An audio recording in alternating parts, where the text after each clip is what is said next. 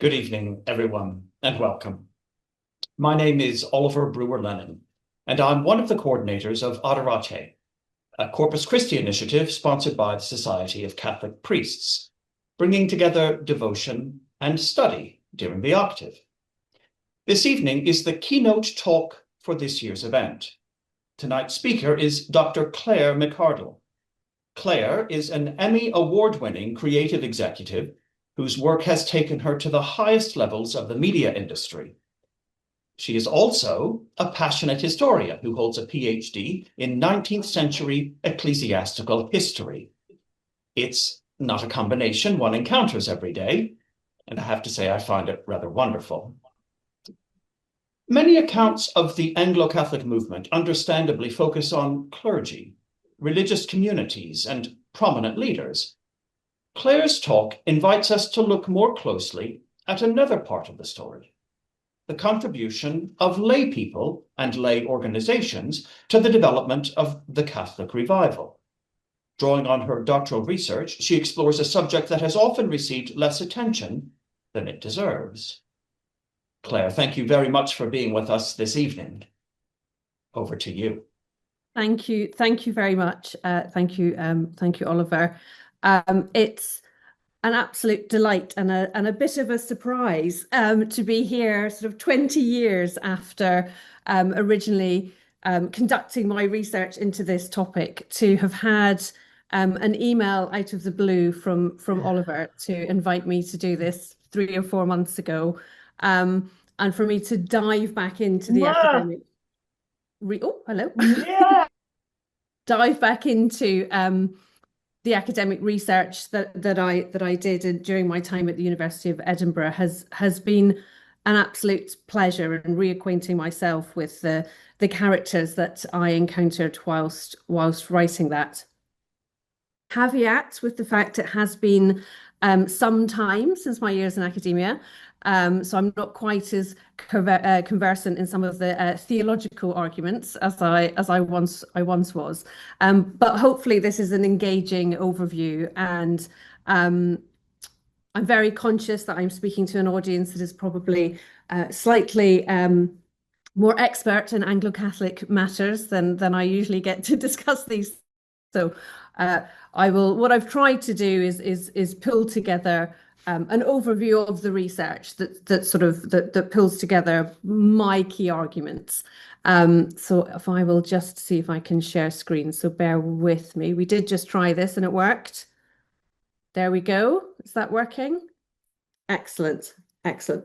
So I will kick off. So as Oliver said, the history of the Anglo-Catholic movement, in specifically the Victorian period, was, when I started my research, really written almost exclusively about its clergy. There had very recently been some work by Susan Munn on the sisterhoods, but the slum priests, McConaughey, Lauder, Stanton, were sort of rightly celebrated for their extraordinary pastoral courage, but focus on them had a somewhat unfortunate effect of largely rendering invisible thousands of men and women who formed around them, who funded them, defended, nursed the sick alongside them, prayed for them, built churches for them, and very often pushed them further than they might originally have gone.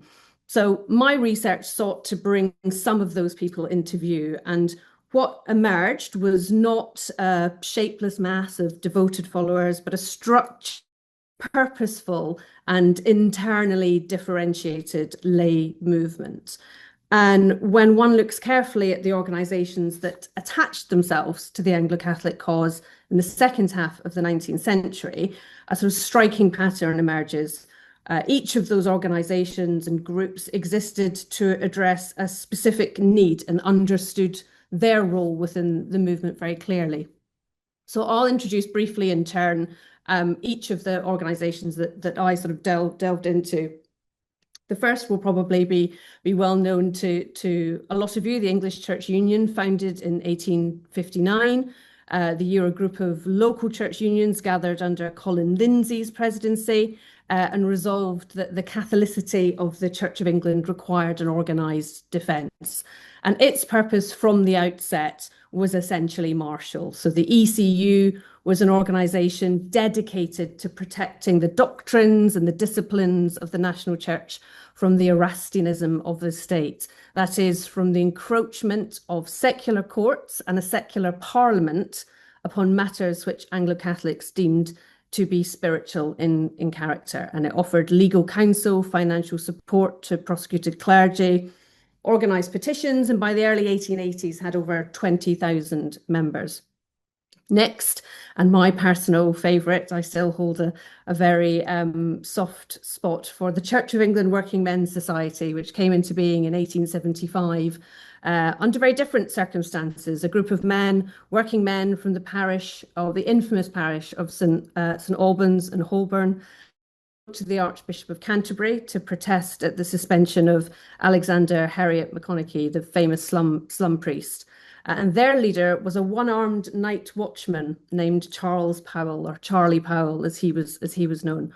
They hadn't been organised by the clergy, they had organised themselves, and after their protest, they drew support from working men across the country, and they resolved to go further and to become what they called a home missionary society, taking that message of the church out to their fellow working men in a language they would understand.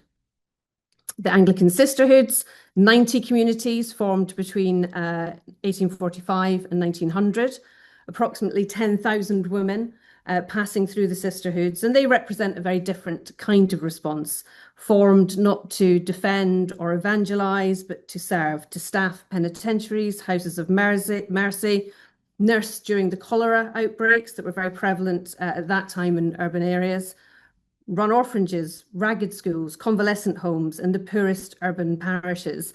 And they were there because a parochial system could not meet the scale and need around it, but also because these were women who felt very genuinely called to a life of consecrated service. And then the guilds, of which hundreds exist across the country from the 1850s onwards. And when I was carrying out my research, I was amazed to go into the Bodleian, and those guild pamphlets had not been opened. I was cutting them open with the letter knife. Nobody had looked at these since publication.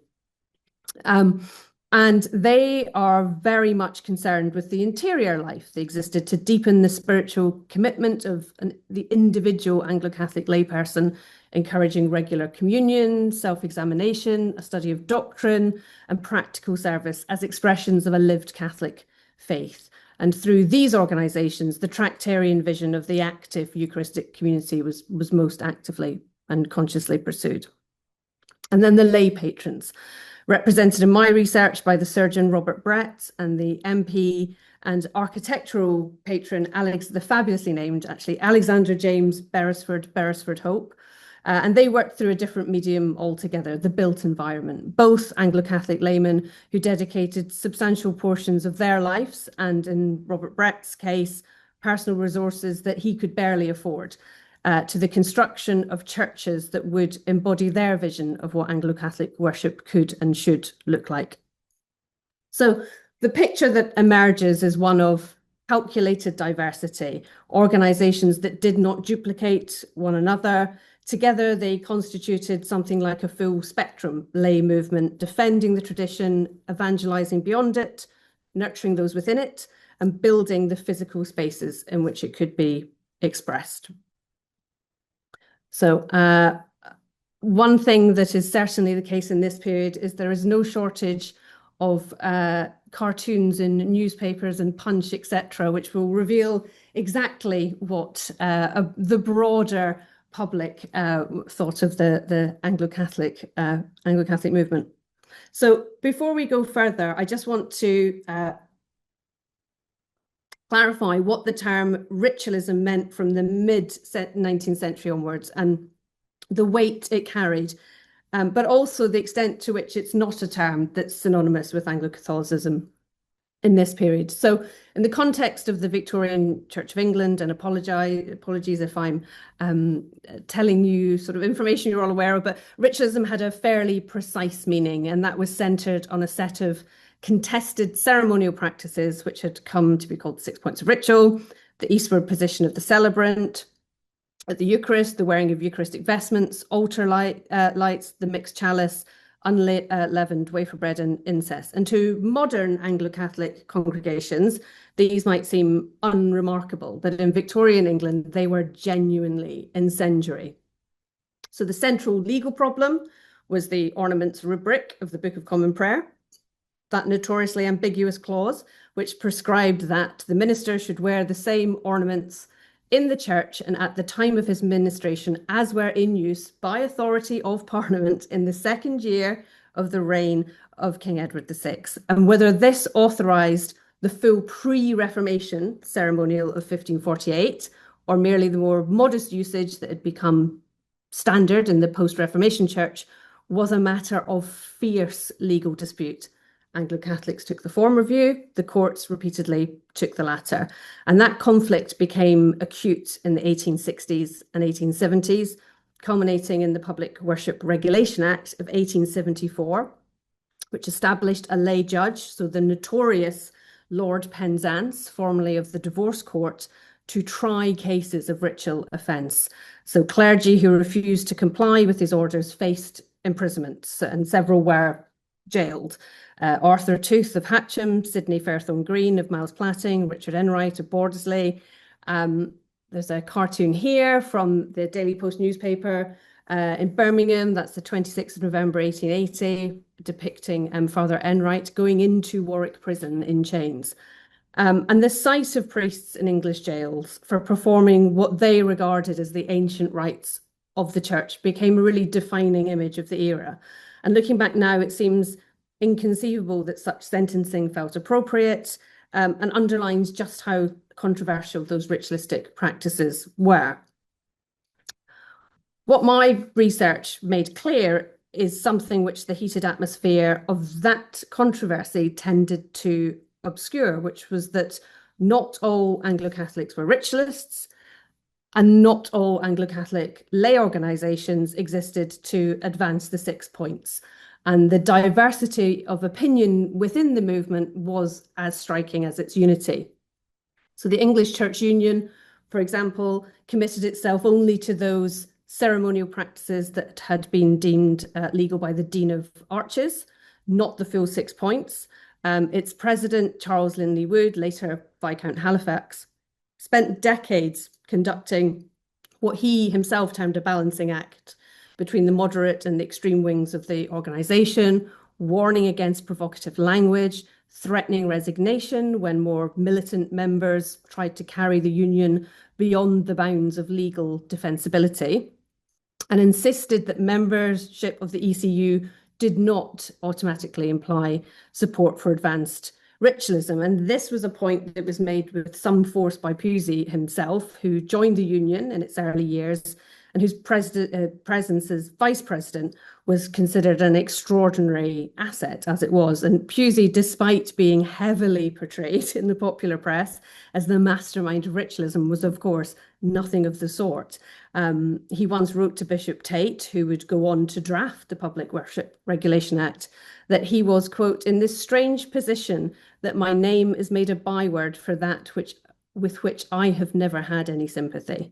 At a meeting of the Union in 1874, the year the Act was passed, he was scathing about what he called guerrilla warfare and a love of ritualism for its own sake. The same meeting, another member remarked, it requires courage in an assembly like this for anyone to rise and avow that he is a moderate man still. And that observation tells us a great deal about the internal dynamics of the movement. The diversity was real and it was felt, and it generated genuine tensions, which, far from weakening Anglo-Catholicism, were in many ways productive of its vitality. So when we look at the sort of the leadership of the lay movement and how that sits alongside the sort of the common perception around clerical control. In my view, the perceived threat at this time from Roman Catholicism cannot be overstated. It was only in 1829 that Catholics ceased to be prohibited from being members of Parliament. The restoration of the Catholic hierarchy in England in 1850, at the time termed the Papal Aggression, the subsequent Ecclesiastical Titles Act of 1851. This was a seismic controversy that confirmed for many Protestants that Rome was on the march, and the view that all Anglo-Catholic roads would eventually lead to Roman Catholicism was commonly and aggressively held. And it wasn't without some foundation. So John Henry Newman, Henry Manning, 3 of the 4 Wilberforce brothers, numerous of that first wave of clergy who went out into the parishes in the wake of the original Oxford movement had all made precisely that journey. And as a side note, I cannot recommend highly enough David Newsom's fantastic The Parting of Friends, about Henry Manning and the Wilberforce family, a really deeply affecting book about the interpersonal impact of those decisions. And yet for everyone who crossed over to Rome, many more did not. And the question of what compelled the laity, in particular, to deepen their engagement with a movement that drew such suspicion and controversy is one that, at the time that I was conducting my research, historiography had really not answered. So there were 2 key drivers behind this research, and one was a personal one. So although these days I would say my Catholicism is more cultural than practicing, I did grow up as a Roman Catholic on the west coast of Scotland in the 70s and 80s, when anti-Catholicism was still quite an ingrained aspect of the culture, and me and my family had experience of that. So as a historian, I find myself wanting to answer my own question. What compelled these men and women to engage so deeply with a movement that drew such criticism, that would draw such suspicion? Secondly, my initial abstract for my PhD thesis was, like so many others who have researched this period of Anglo-Catholicism, originally focused on the clergy. And I wanted to delve into that first wave who went into the parishes. And when the laity started to emerge in those first months of my research, I realized there was something altogether more interesting waiting to be explored. So let me turn to who these people were and what drove them. So the popular Victorian perception of Anglo-Catholic lay people, especially those drawn to ritualism, was one of weakness and susceptibility. So anti-Catholic pamphleteers portrayed them as simple-minded men and women who had been lured into Romanist practices by effeminate clergy, and that was the imagery that was used. Working class men who attended ritualistic services were assumed to have been duped.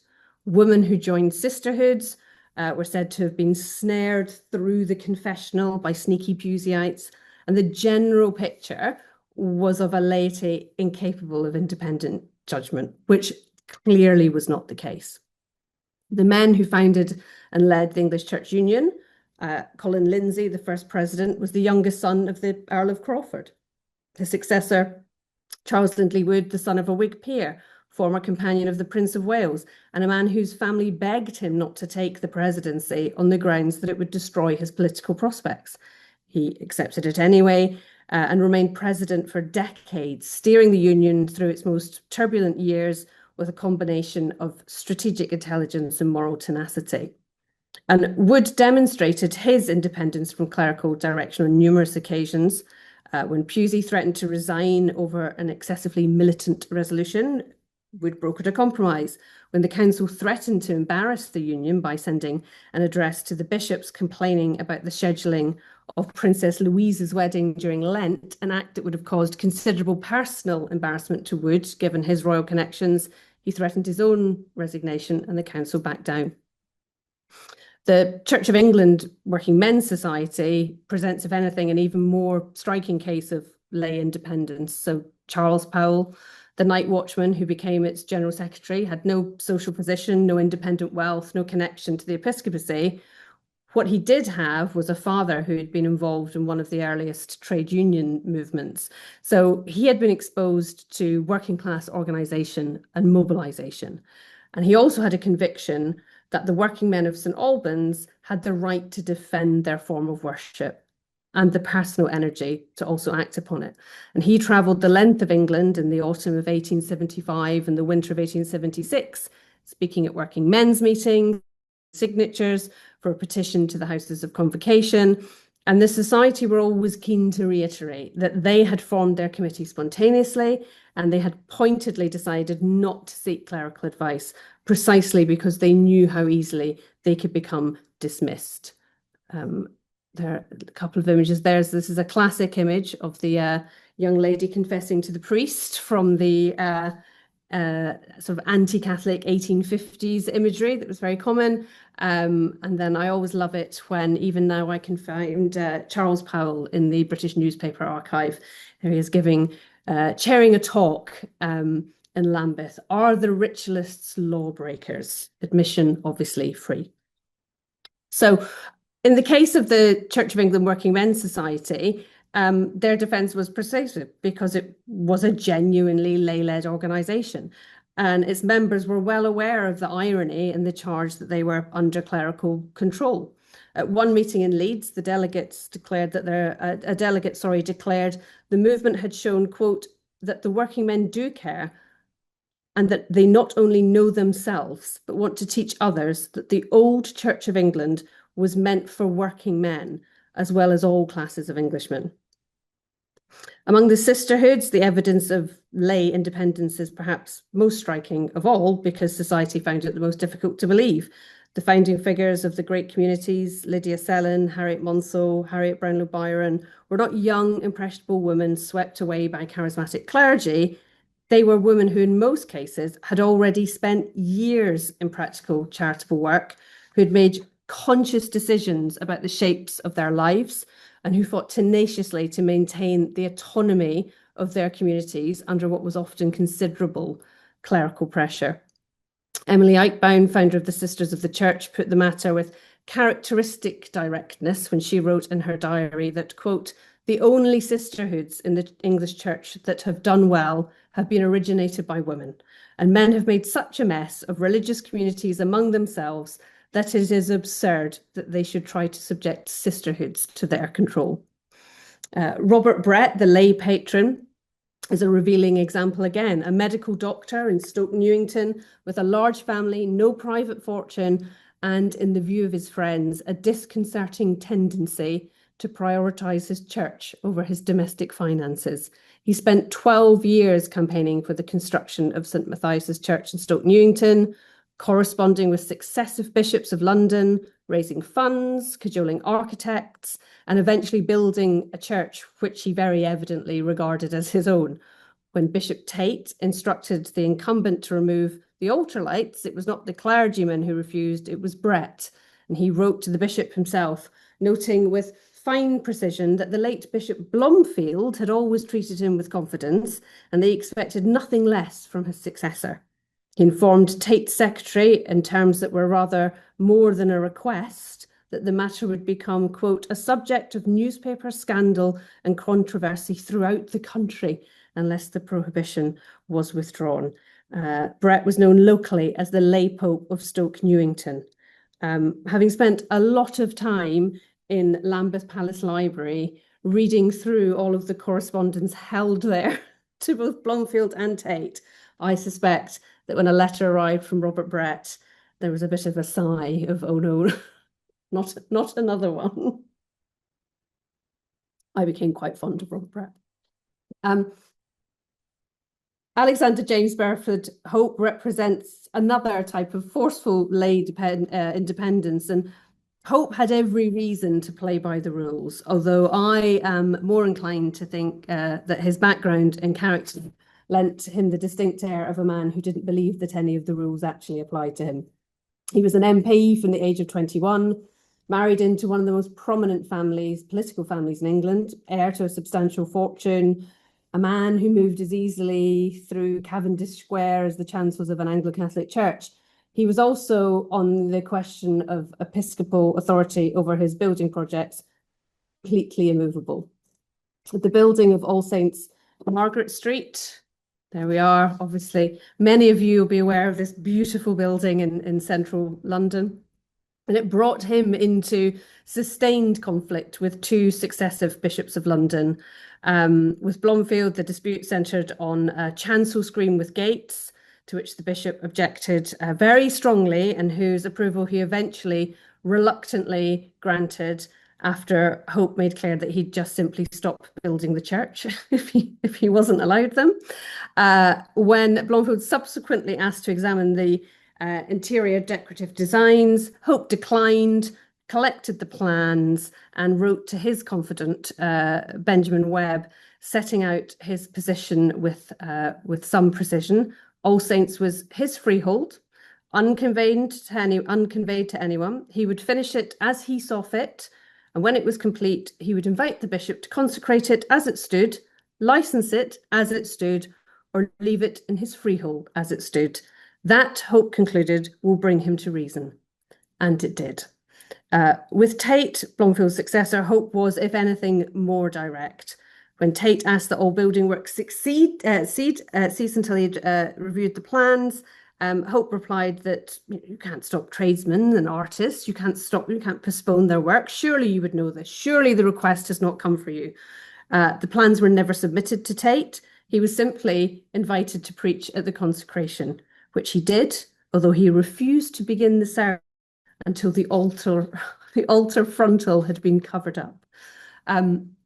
One further detail worth noting is that at the same time as Hope was building All Saints as a model of Anglo-Catholic worship, he was a sitting member of the Royal Commission investigating ritualism. He was, in other words, simultaneously a commissioner charged with examining the legality of ritualistic practices and a patron actively constructing the conditions in which those practices could flourish. And he saw no contradiction in that. The lay movement that this research uncovers runs from Charles Powell, one-armed night watchman, writing fearless letters to the Archbishop of Canterbury on behalf of the working men of Holborn, through to Alexander Beresford Hope, an MP, a man of inherited wealth, building his freehold church over the objections of two bishops. And what they shared was a conviction that their engagement with Anglo-Catholicism was their own, not by the clergy. And at the heart of the Anglo-Catholic movement, in a way that distinguished it really quite sharply from much of the broad middle ground of Victorian Anglicanism, was this set of demands upon its adherents. To be an Anglo-Catholic layperson was not simply to attend a particular kind of church. It required something more. And the most basic requirement of that was obviously regular communion. And the significance of this needs some unpacking if you're not familiar with the mid-Victorian practice. So for much of the Church of England in the first half of the 19th century, communion was celebrated very infrequently, perhaps only a couple of times a year. Many lay people barely communicated at all. The prevalent attitude was Eucharist was a solemn, demanding rite, sometimes best approached with caution, sometimes to be reserved until the approach of death. And Anglo-Catholicism confronted this attitude directly. Weekly communion, in some more advanced parishes, daily communion was a more normative expectation. The Eucharist came to be seen as not an occasional spiritual luxury, but the regular sustaining food of a Christian life. The English Church Union required its members to communicate at least 3 times a year, including Easter. A failure would result in expulsion. The Guild movement made that expectation considerably more demanding. The Guild of St Alban required the Eucharist to be received every Sunday and Holy Day. The Nurses Guild of St Barnabas set monthly communion as the absolute minimum, while expecting weekly observance as a norm. The Church of England Working Men's Society specified that all members must be communicants and that their missionary work would be carried out by men who had been shaped by the sacramental life of the church. Beyond regular communion, membership of the guild movement in particular required what its members would have called a rule of life, a disciplined structure of prayer, self-examination, fasting, practical service. The Guild of St. Nicholas in Spalding organised its members into orders with graduated obligations.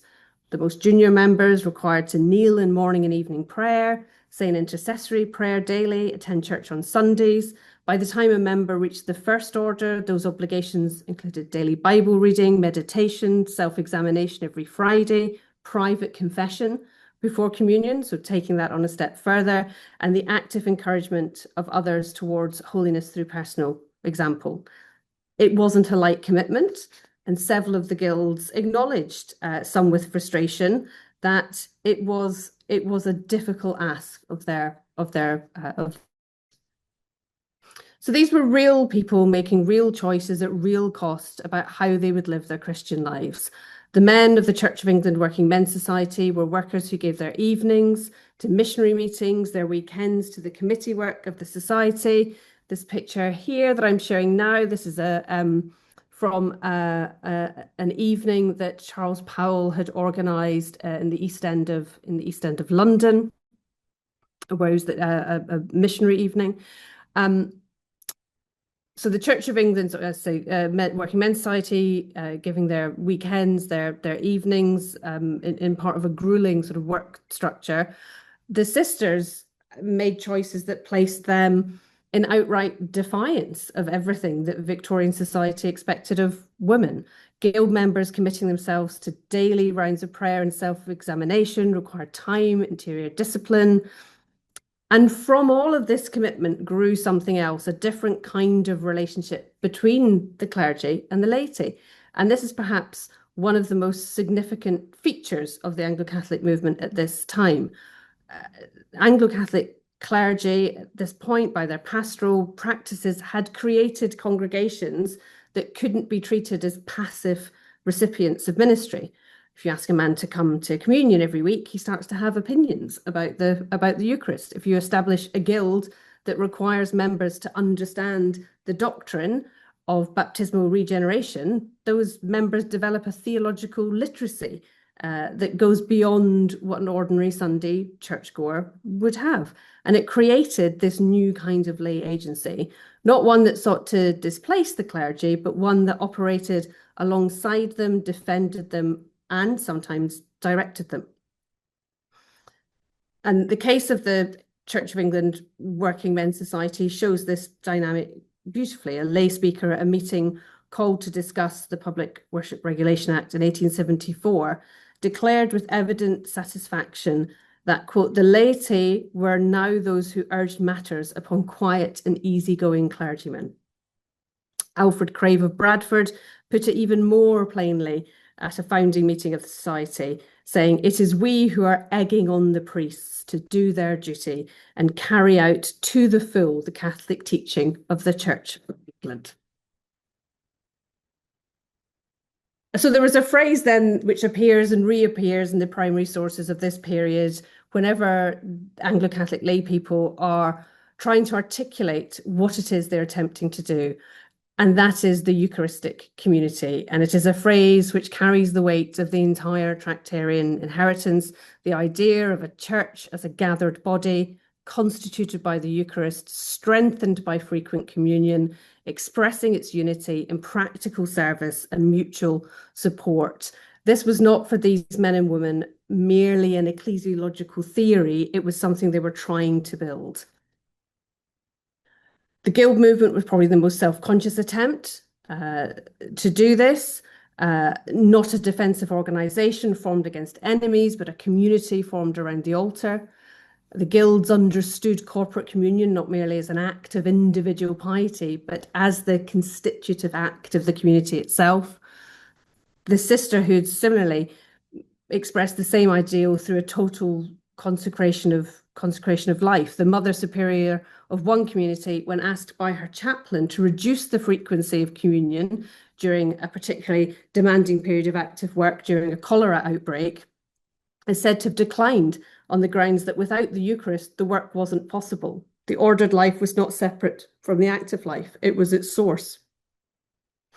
The Church of England Working Men's Society expressed the ideal in a more unexpected register. Those men whose engagement with Anglo-Catholicism was in many cases mediated not through theological argument, but through personal encounter. With McConaughey's pastoral care, with the atmosphere of a reverent service at St Albans, with the free seating that declared that the Church of England was, or at least should be, the church for everyone. One delegate described what the movement had done for him and his fellow members in terms as simple as they were moving. It had made them better husbands, better citizens, and better Christians. There was a contradiction, however, at the heart of the Church of England Working Men's Society, and it reveals something about the limits of the Eucharistic ideal. These men were drawn themselves to ritualistic parishes, but they didn't then feel confident taking that out in their missionary work. So when it came to their own work, they deliberately set that ceremonial aside. Their methods in the mission halls and schoolrooms became simple, evangelical, stripped of some of the very factors that had attracted them. As one member put it, the gospel preached in the language of the West End, in the language of Oxford and Cambridge, is not the language of the toiling masses, sort of revealing themselves not to believe themselves part of the toiling masses. So the Eucharistic community, for all its powers and ideal, could not simply be exported wholesale. It had to be translated, and in that translation, something was inevitably lost. It's not a sophisticated ecclesiological claim, but it is, I think, what the Eucharistic community looks like when it works, when the ideals developed in the studies of Oxford academics find their way into the parishes of Holborn and Haggerston and the Docklands and become not a theory, but a life. Their efforts illustrate that, to a degree which historians have largely failed to appreciate, the Anglo-Catholic ideal of the Eucharistic community could indeed become a reality. It didn't always work. There were tensions. Church of England Working Men's Society was eventually crippled by Charlie the one-armed watchman's financial mismanagement. That's another story altogether. Internal tensions within the ECU often threatened to tear the organization apart, but the attempt was made, and it was made seriously and persistently, and those results were visible in the parishes of Victorian England. I just want to return in closing to the question of diversity, because I think it's one of the features of this movement which is most easily misunderstood, and maybe one which feels most directly relevant to today. The Victorian Anglo-Catholic was not a monolith, and the conflicts within it were real. They were not merely disagreements about tactics. They reflected genuinely different understandings of what the movement was and where it should go. Consider the contrast between Brett and Alexander Beresford Hope. They're both lay patrons, they're both Anglo-Catholics, they're both committed to building churches that would reflect their vision of the Church of England. But Brett was a ritualist in the fullest sense. He believed the 6 points to be not merely permissible, but the obligatory expressions of the Catholicity of the Church of England. He considered ritualism the natural sequence of Tractarian teaching, a great tidal wave which would overwhelm the church and all who tried to resist it. He expected the clergy of his churches to implement the full ceremonial, and when they did not, or when a bishop instructed them not to, he stepped in personally. Hope held the opposite view with equal vehemence. He refused to join the English Church Union. He disliked the term ritualist. He considered what he called sensational ritual to be a direct invitation to popular outbreak. I think sort of revealing his position in the class structure again there. And he felt that more extreme elements within the movement had, with their, in his words, continental enthusiasms, made unnecessary enemies and damaged the broader cause. And his vision of Anglo-Catholicism was, as he put it, one of morality, religion, sound education, manly English habits, under and through the Catholic Church, forth in the Church of England. And he championed what he called essential ritual, the surpliced choir, the choral service, the eastward position, and beautiful architecture. He was suspicious of everything beyond. And yet Brett and Hope were both, in any meaningful sense, Anglo-Catholics. Both believed in the apostolic succession, the real presence, the Eucharistic sacrifice, and the eventual reunion of Christendom. Both gave substantial portions of their lives to the construction of buildings where Anglo-Catholic worship could take place. The movement was able to contain both men, and the same is true of the organisations. The ECU contained men who want to advance ritualism and men who considered it to be a distraction from the real work of defending Catholic doctrine. The Guild movement included organisations with highly developed ceremonial and organisations in which, as the Convocation Report of 1887 noted, there was absolutely nothing whatever in their constitutions or main objects which could not be eagerly welcomed by all schools.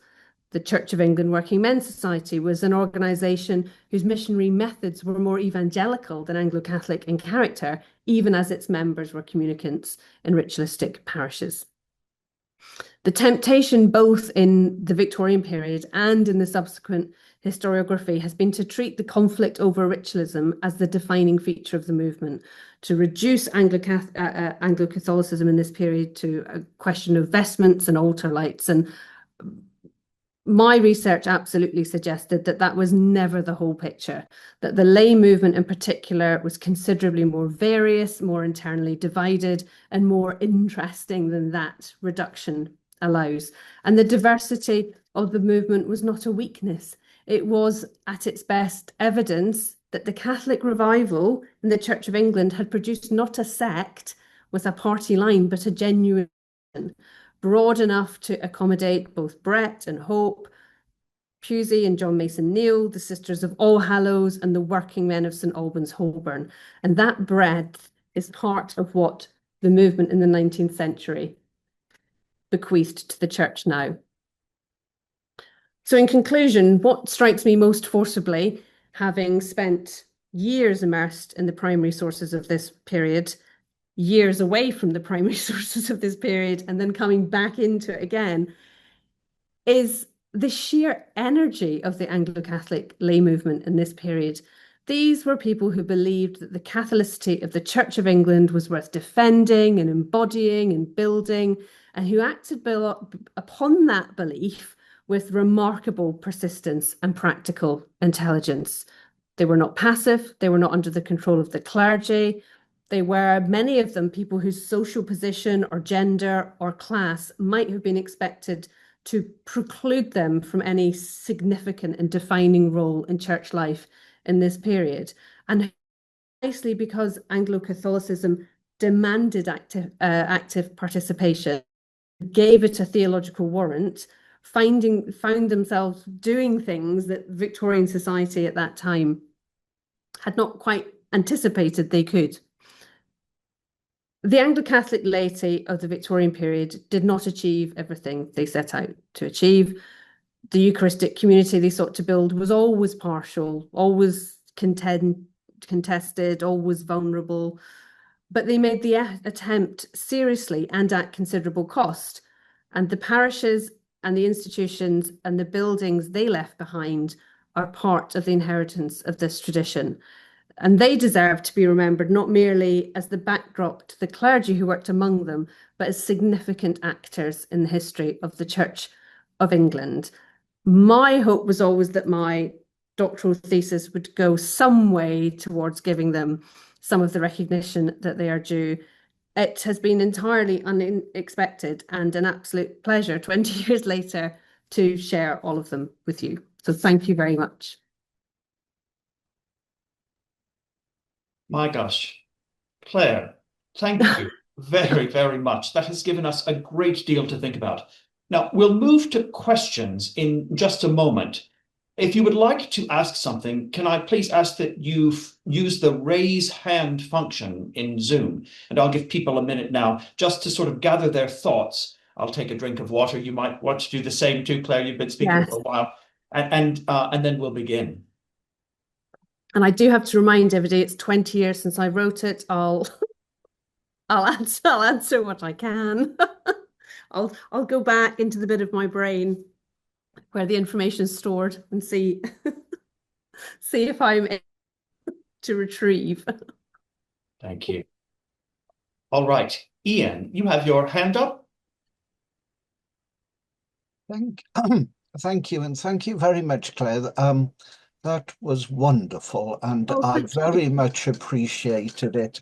Um, a couple of sort of observations that lead then to a third point, which is a question. I don't know if you know the story, but I think it comes in Russell's biography of Arthur Stanton, of um, the watch night service on New Year's Eve. It's a wonderful example of the clergy opposed having a watch night service, but the laity of the area barricaded almost, sort of knocked them up and insisted that there be a watch night service, and they won over the sensibilities, and Father Stanton then went into the church, opened it, and filled the church. I think that's an extreme example, but it's a wonderful example of the laity of St. Albans Oh, taking absolutely. matters into their own hands. Oh, and I could have done a whole talk on the on the Yes, Church of England Working Men's Society in that late. Just absolutely astonishing group of men largely. Brilliant stories about Charles Powell going on the boat to America and meeting the Bishop of Philadelphia and nobody believing who he was, and he carried a letter from the Archbishop of Canterbury with him I mean, just the things that the world that opened up to some of yes, these men through yes, their involvement, just remarkable. it is. And I very much appreciate, and personally, it's something I very much feel that from its origins, Anglo-Catholicism was not a united movement Mm, in quite the way that history later portrays it to mm, be. So Keble never wore Eucharistic vestments. Pusey always did, and Newman went to Rome. I mean, mm. that shows three different routes and ways of doing it. But the main question I'm asking, I did quite a bit of work on the Pollock brothers and their work at St. Albans, Mhm, Birmingham, the neighbouring parish to Father Enrath, of mhm, course, mhm, and friends of Enrath. What struck me there was amazing work of the guilds in the parish. We're talking about hundreds of people in different guilds and mhm, so on. But what leads me now, as a priest of the Catholic tradition, to say, where are they now? They have gone almost completely. And I believe, to be contentious, that Anglo-Catholicism, insofar as it exists today, has become very much a clerical organization ruled and governed by clergy. And that's a great shame, I think. And it's fascinating that a recent historian, in his history of Anglo-Catholicism, subtitles it an obituary to Anglo-Catholicism, saying that actually the movement that you have so wondrously described has died. Well, I'm not that's saying I agree with him, but I'm saying it can be said. that and is that, sorry, I'm going to ask a question back now if that's okay. And is that because and some of that energy, particularly around the guild movement at that time, comes from a fascination with medievalism and a revival of medievalism that's happening that's happening concurrently, and a belief that you can bring the guild movement into the Church of England because its roots sort of exist at a time when the church was perceived to be sort of tainted's the wrong, less tainted, or that you can go back to that point, that's acceptable. Um, so is there an energy, has that energy then dissipated within Anglo-Catholicism? Is that your sort of that sort of lay push has fallen away over a long period of time, or is it a decline that's happened quite sharply? I would say it was since the 1930s, but most Mm, definitely since the 1960s. mm, Um, and I think you're right. The whole concept of guilds and the strength of that medievalism has mm, changed, and that's often due to different views of ecclesiology. But mm, mm, the fact is, the Church of England has become a much more clericalized body mm, than mm, it ever was, I think. And it's bizarre that that's so when we have things like synods and lay mm. house of synods and so on. But we have bishops that, curiously, are more autocratic than Tate was, for example. Having been in his archive, I'm astounded that Yes. Oh, I know. He was a strange man. Yes, yes. But thank you. Wonderful, Oh, wonderful. thank you very much. I really appreciate it. Thank you. Thank you very much, Father Ian. Mark, you have your hand up. Can I invite you to ask a question? Thank you. I'm linking guild as a word and a reality. I've become involved in the current era with the Guild of the Servants of the Sanctuary, who, Ian and I know each other from way back. I'm quite pleased to hear from my colleagues who are lay members of the Guild of the Servants of the Sanctuary, of which I'm now proud to be an assistant chaplain of a chapter, and as an associate priest, that it is still lay led. But I don't disagree with the thrust of what Ian has just said, or Claire, what you've beautifully helped us with. Thank you. I've enjoyed it very much. No, thank you. But I'm still glad that for all of us who carry a particularly Catholic flag as clergy, and here I am dressed for the part, a guild that I've known about for a long time, have had a belonging to, and I now associate myself organically with, is lay led, and I'm quite glad about that, really, for all the right reasons. It's fascinating that the guilds are still operational, precisely because they felt so much part of certainly from, but I'm a 19th century ecclesiastical historian, so obviously I'll say that they felt very much part of that particular era, and also and that this is as far as we can push, which was always something that I was just so fascinated about the Anglo-Catholic movement, coming from a Roman Catholic background, was just how far, and that constant, how far can we push it at this side, and sort of what's the point at the other end of the scale, where you almost kind of drop out of the movement and back into sort of a more broad church, or a more kind of Tory high Anglicanism, as it would have been called in the 19th century. I'm conscious here that the guilds of which I speak are not strong, and the four East Anglian ones where I'm based do as much as they can together in a federal sort of way, which of course is great, because the huddling together for warmth is a good thing, and the geography of it is quite large, but nevertheless there is a sense of commonality of purpose and a sense of needing to be together, which is quite good, because it's quite a challenge to some of us who don't do that very well from a clergy perspective. But I would also say, from a historical perspective, East Anglia never the best place to be a Catholic of any persuasion. Historically no. speaking, I'm not making well, it's not great now either. Thank you very much, Mark, for that. Alistair, you've raised your hand. Would you like to ask a question?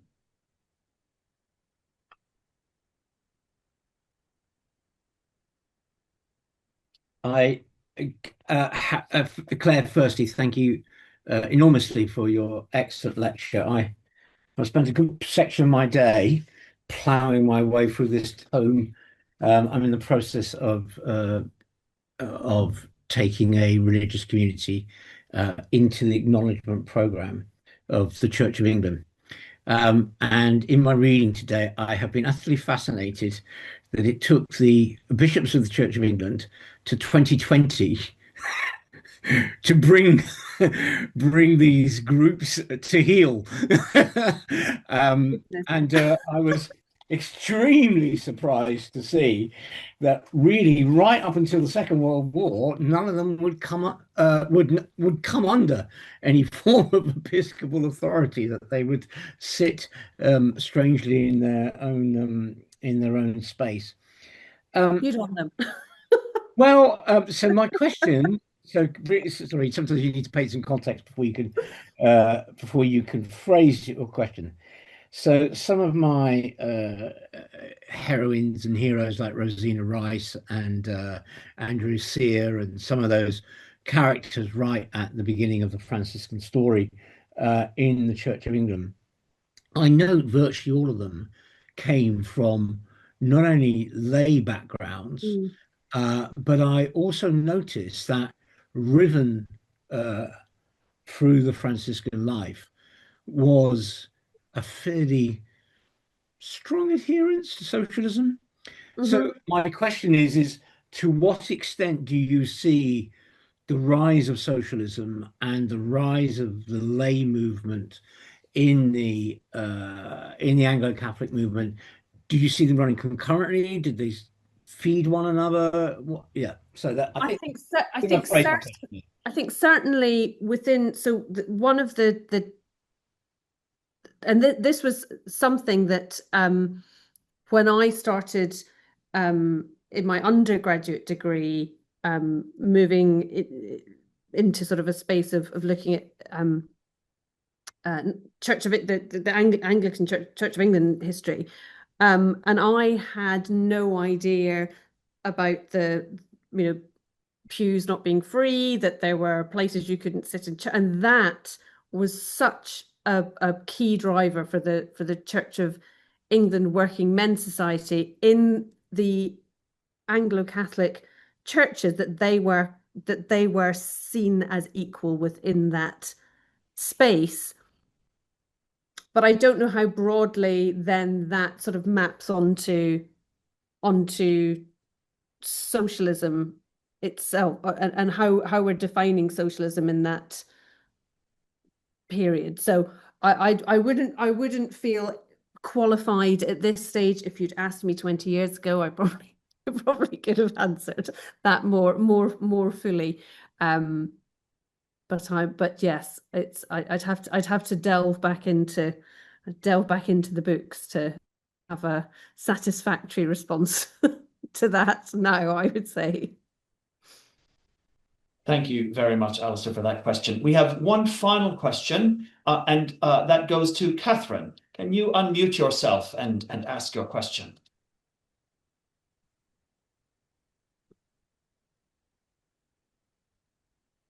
That's it. Hello. Hello.